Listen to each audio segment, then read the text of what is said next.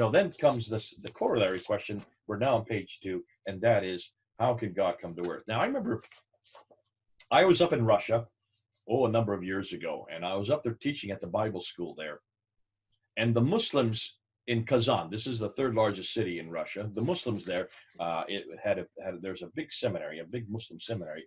And because I'm all over the internet, they knew who I was, and they heard that I was in town. Immediately, they challenged me to a debate. I remember I said, I will do a debate with you, but I don't speak Russian.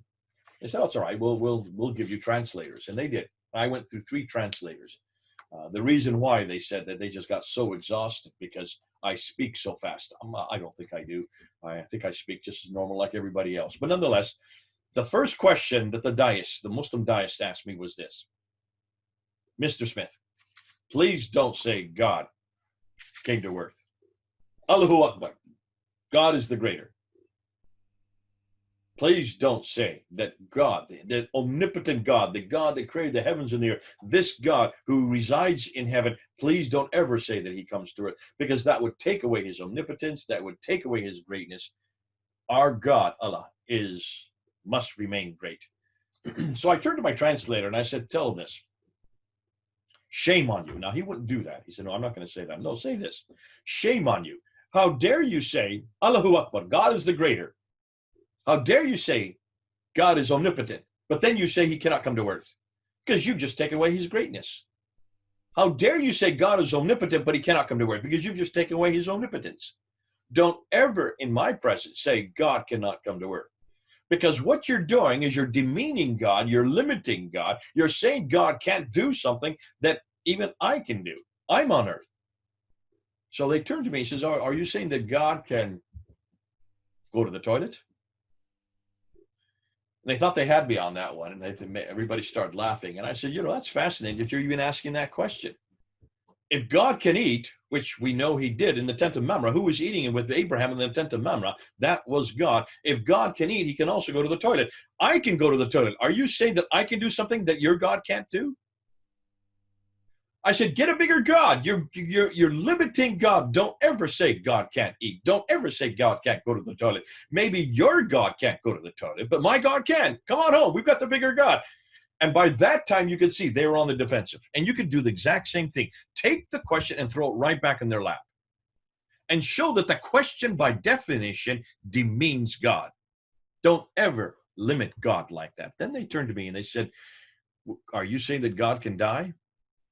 So I turned to my translator and I said, tell them this. Here for the last, it was about 10, 15 minutes. For the last 15 minutes, you have telling me what God can and cannot do. You said that God cannot enter time and space. You told me that God cannot eat. You told me that God cannot go to the toilet. You told me that God cannot die. Who are you to tell me who God is or what he can and cannot? Who are you to say what God can and cannot do? Don't ever you define who God is. Let's go back and see what God says about himself. Let's see what God says in this book concerning that question. And then I opened to John 10. In John 10, it's very clear that the Son of Man can lay down his life and take it up again. My God can die anytime he wants.